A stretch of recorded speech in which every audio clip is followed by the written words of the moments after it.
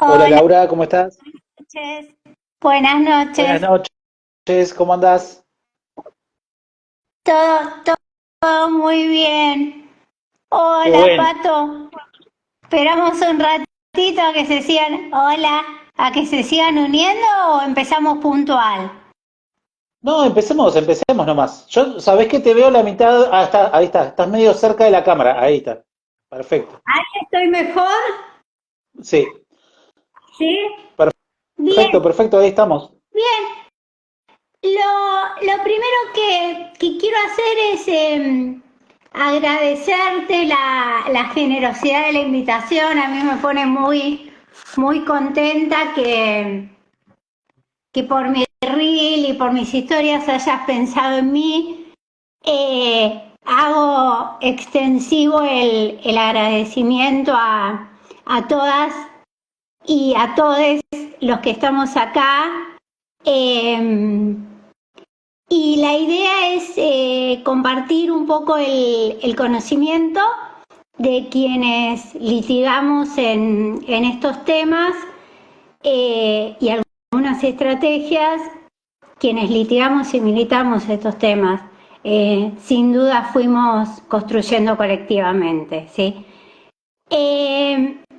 Yo les hago un resumen y después les pido ayuda porque con la edad me voy olvidando de las cosas, de los temas que pensé charlar con ustedes. Aguantame un ratito, Eh, así yo presento la actividad.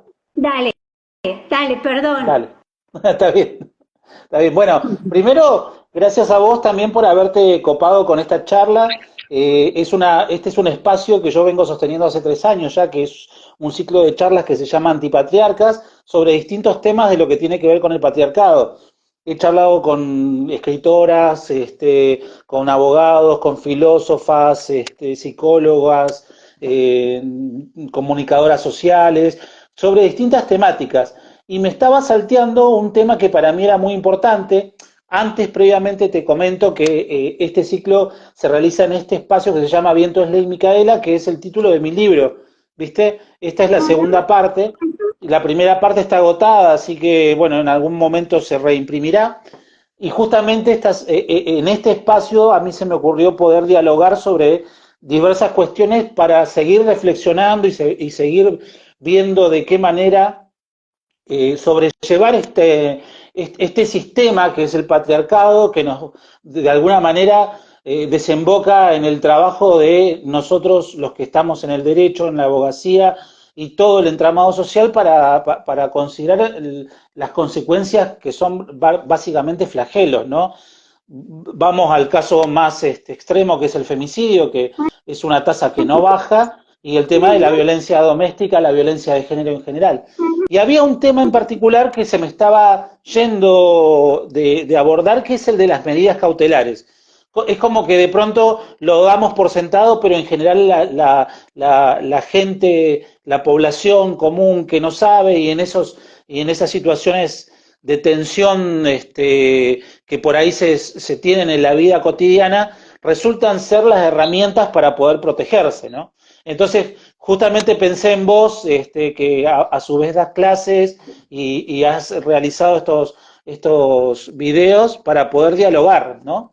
En primera instancia, Laura, ¿querés presentarte para los que no te conocen? ¿En dónde litigás? ¿En dónde das clases? ¿Cómo ha sido tu trayectoria profesional? Los que nos quieras contar. Sí, muy poco. Yo creo que esto es una construcción colectiva.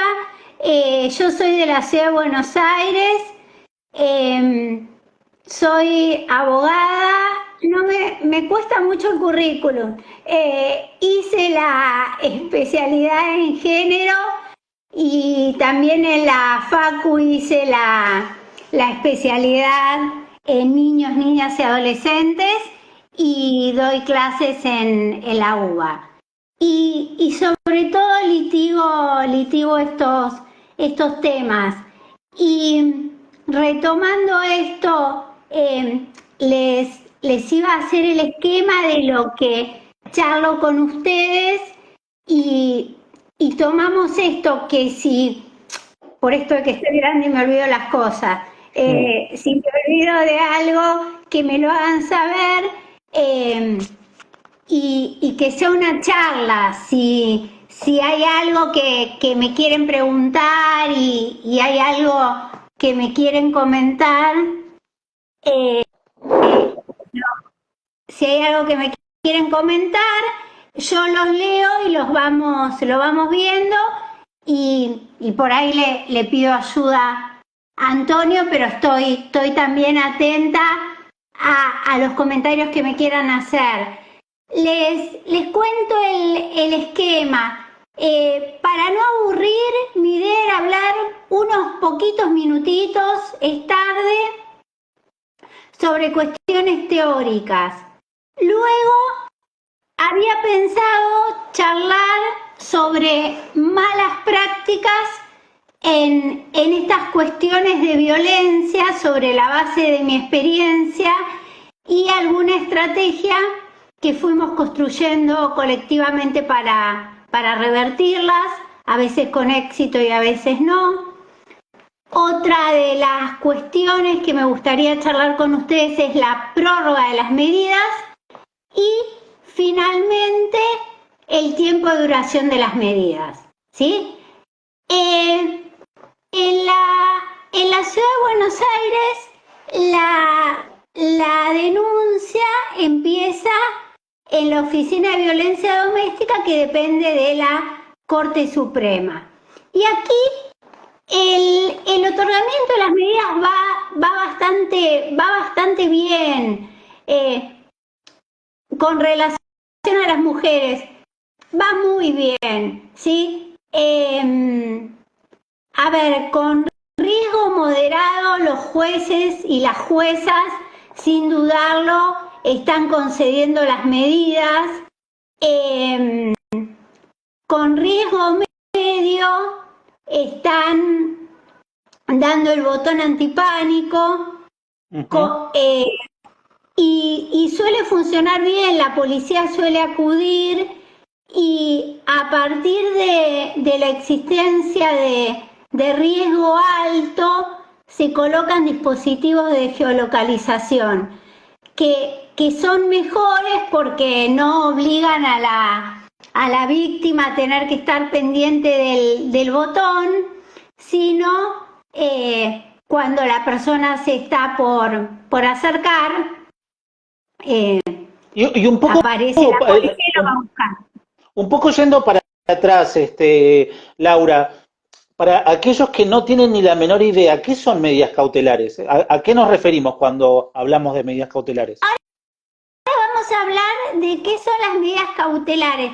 Las medidas cautelares son medidas, a ver, voy a tratar de decirlo en el término más coloquial posible. Son medidas para proteger a las víctimas de violencia, ¿sí? Y son medidas, como bien vos decías, muchas veces la violencia termina en femicidios, entonces hay que ser muy enfáticos en estas medidas. Por eso les contaba esto de toda mujer que sufre violencia, aunque el riesgo sea moderado, ¿sí? Mucho más si es medio, mucho más si es alto, mucho más si es altísimo, requiere en primer lugar de la protección policial. Por eso el botón antipánico, el botón es un dispositivo que se aprieta y viene la policía, ¿sí? Y el dispositivo de geolocalización es lo que le contaba. Están monitoreando al agresor, le ponen una tobillera y si el agresor aparece lo van a buscar. La primera medida de protección de la que yo les quiero contar es la medida de prohibición de acercamiento, ¿sí? La famosa perimetral. La famosa perimetral. Y contarles que esta famosa perimetral, la Ley de Violencia de Género, con buen criterio, incorporó la violencia digital.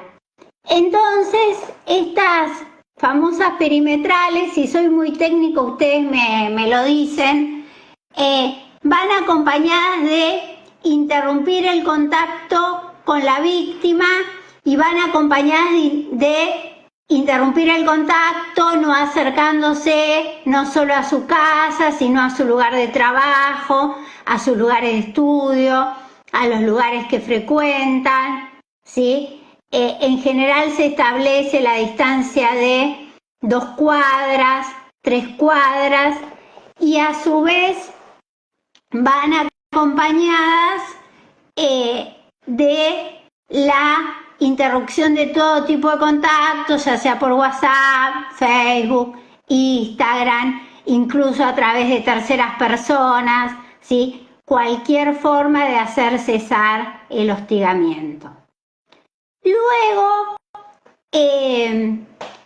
acá estamos hablando de cómo salen las medidas cuando son buenas prácticas. Esto se va abriendo camino de a poco, pero muchos jueces están acompañando la medida de prohibición de acercamiento, la famosa perimetral, con alimentos provisorios, ¿sí? Ajá. Con una suma de alimentos, ¿sí? No digo que todos los jueces, pero muchos jueces lo incorporan, a veces porque lo piden las mujeres y a veces de oficio. Quienes litigamos en temas de violencia, sabemos que hay un montón de factores de riesgo que vamos a tratar de ir charlándolos, pero uno de los factores de riesgo importantes en violencia es la dependencia económica, ¿sí? Con lo cual la fijación de alimentos es muy oportuna. Y luego Ahí tengo una pregunta, tengo una pregunta, Laura. Los jueces en Capital que no tienen el criterio, en Cava, digamos, que no tienen criterio de establecer alimentos provisorios, ¿por qué hay algún fundamento o cuál de tu experiencia, digo, ¿sabés por qué no lo hacen?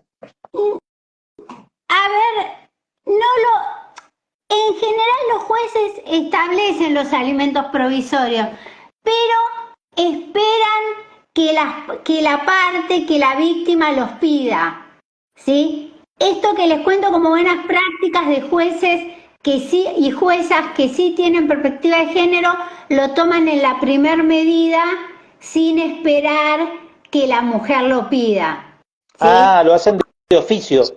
Lo hacen de oficio, Ah, mira. ¿sí? Lo toman como primer medida, ¿sí? Y otra cuestión, a ver, acá voy a tratar de ser lo más coloquial posible, pero la ley de violencia de género prohíbe la mediación, Ujú. que es una instancia de acuerdo, ¿sí? En los procesos de violencia. Esto tiene que ver con la primera cuestión, no hay nada que mediar, una persona es violenta y no se puede llegar a ningún acuerdo. Y dicho desde términos más del feminismo, yo no puedo negociar con mi agresor porque hay una asimetría de poder importante, Claro, tal ¿sí? cual. Y esta asimetría de poder, me estoy yendo de tema como siempre, pero esta asimetría de poder y esta distribución inequitativa de roles de género se da siempre entre hombres y mujeres, la sufrimos todas las mujeres. Se potencia cuando hay una situación de violencia. Entonces, esta instancia de acuerdo con el mediador, esta instancia de acuerdo con el agresor, perdón, está prohibida por esta cuestión de la simetría de poder, y otro de los argumentos es que está prohibida porque implica una revictimización para la víctima, ¿sí? Y también algunos jueces en el primer proveído que sacan la medida, la famosa perimetral, también sacan los alimentos, incluso aunque las mujeres no lo pidan, e incluso esto en general las mujeres no lo piden porque no lo saben, ¿sí? Establecen que no es necesario ir a mediación para luego iniciar todos los otros juicios que sean necesarios, ¿sí? Por ejemplo, en un proceso de alimentos a mí me dan una cuota de alimentos provisoria. Acá es lo que el término coloquial se entiende, por un tiempo, ¿sí? Pero yo voy a tener que fijar los alimentos definitivos, ¿sí? Y lo que hacen los jueces es, para fijar los alimentos definitivos, dejar dicho, esto no es que lo hacen siempre, esto lo estoy contando como un camino que se va haciendo y como buenas prácticas, ¿sí? Pero establecen que no es necesario ir a mediación para realizar las acciones de fondo. En general, las acciones de fondo en estos casos son los alimentos. ¿Sí? ¿Se entiende? Sí, sí, clarísimo. Bueno, me alegro ser clara. Y luego, estas medidas, a ver, como para pasar buenas noticias, la medida cautelar se notifica a través, me olvidé una cosa importante, desde que se hace la denuncia hasta que se toma la medida, no pasa más de un día, ¿sí? Hay cierta conciencia en que las mujeres estamos en riesgo, incluso en riesgo de vida, ¿sí? Y luego, estas medidas se notifican a través de la policía. Y les decía que acá les traigo buenas noticias. O sea, hasta la policía notifica rápido. ¿Sí? Mirá, Yo no qué he bueno. tenido, hay cierta, tal vez la ley Micaela, en cierta medida también se están viendo avances. Sí, la ley Micaela tiene que ver con difundir cuestiones de género, porque la policía notifica rápido. Y esta también es una muy buena práctica cuando no se lo encuentra al agresor, cuando va el comisario o el oficial o quien fuere de la policía a notificar la medida y no encuentra al agresor. Los jueces son muy flexibles y las juezas en las formas de notificar. Se ha ordenado notificar por WhatsApp, Mirá, se ha ordenado notificar a través de familiares. Bueno, todas estas son buenas prácticas. Bueno, ahora les pido una cuestión teórica, no soy abogada y no puedo evitarlo, después voy a tratar de bajarlo todo lo que... Bueno, es fácil bajarlo, me parece. Las medidas cautelares se apelan con efecto devolutivo. ¿Qué quiere decir el efecto devolutivo? El agresor tiene todo el derecho del mundo a apelar la medida, no es que a mí me guste que la apelen, pero digamos la puede apelar, puede ir a una instancia superior para que la revisen, pero el efecto devolutivo quiere decir que mientras tanto tiene que cumplir la medida, claro, ¿sí? no es suspensivo, digamos. No es suspensivo, es devolutivo, ¿sí? Ujú. Yo, mi experiencia es limitada, a ver, lo mío no es estadístico, yo llevaré 300 casos, ¿sí? Pero en general los agresores no apelan la medida y esto es razonable porque nadie tiene un derecho subjetivo no hay un derecho a acercarse a la mujer, ¿sí? Siempre se dice que para que haya apelación tiene que haber un gravamen, un daño, ¿sí? Y no van a ir los hombres a decir que se ven afectados porque no pueden ver a sus mujeres. Es más, en No, es general lo que dicen... ¿Sí? no, que en general lo que vos decís, lo que más en general se reclama a través del recurso es el tema de los hijos, cuando hay hijos en común, ¿no? Ahí Cuando sí se suele pedir, claro. ahí sí se apela, pero no con relación a la mujer. Y lo que te iba a sumar, otra cuestión, el proceso no tiene contemplada contestación de la demanda, ¿sí? O sea, no es que el agresor participa dando su versión de los hechos.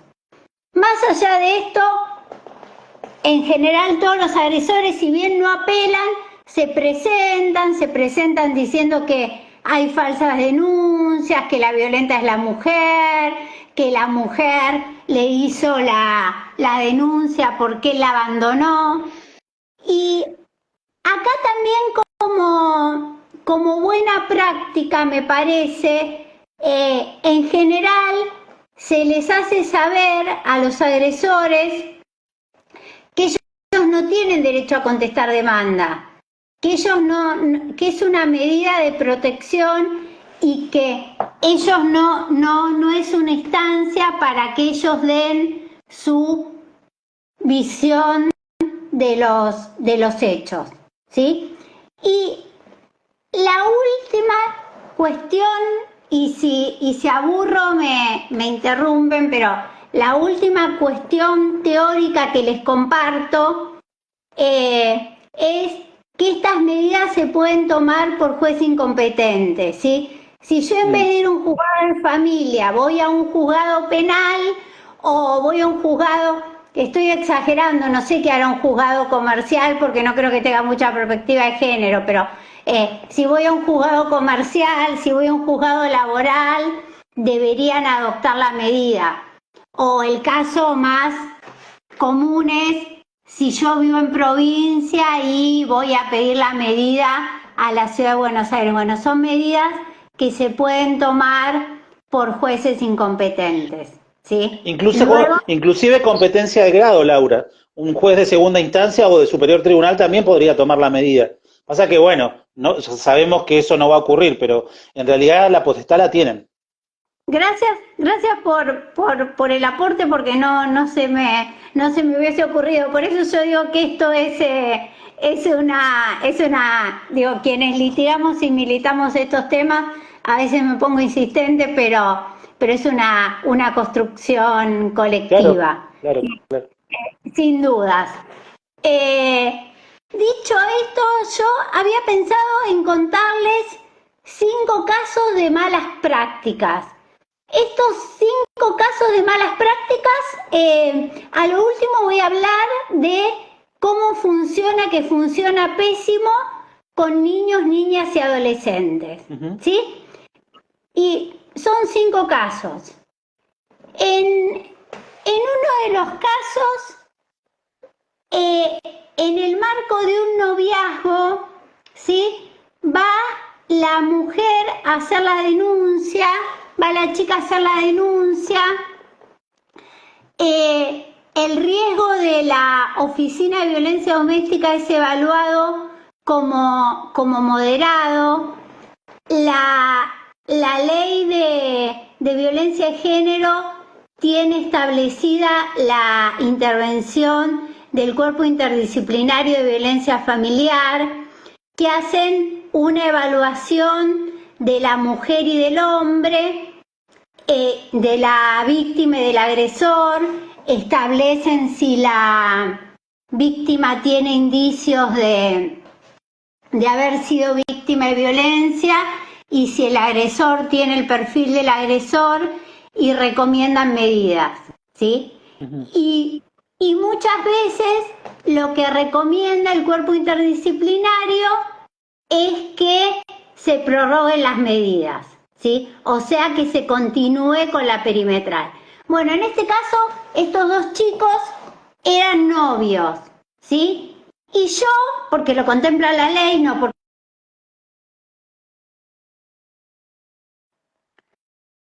se nos había cortado. Yo porque lo contempla la ley, no porque a mí se me haya ocurrido, pero yo creo que es un elemento muy importante, pedí la intervención del Cuerpo Interdisciplinario de Violencia Familiar. Y me contestaron que no era necesario porque eran novios, ¿sí? ¿Yo qué le contesté a la jueza en cuestión? Primero, que estaba sosteniendo una visión patriarcal de la familia, ¿sí? Segundo, que la ley contempla que, digamos, la ley se aplica también a los noviazgos A los viejos, sí.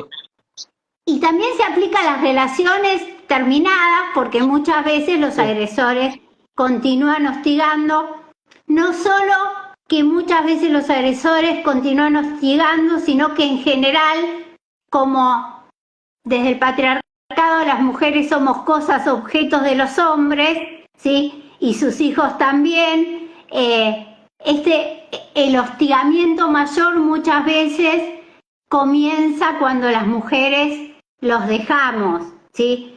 Y también estadísticamente suceden mayormente lamentablemente los femicidios. Pero bueno, además de la visión patriarcal de la familia y del desconocimiento de la ley, ¿sí? Este informe es importante porque es otra evaluación de riesgo, ¿sí? Entonces, al no hacerlo, yo dejo a esta mujer que está en situación de violencia desprotegida, ¿sí? Entonces, yo dudé si apelar o no la medida, porque si a veces los y las juezas de primera instancia no tienen perspectiva de género, menos aún la tiene la Cámara, que en Claro. general no son jueces que tienen la especialidad en familia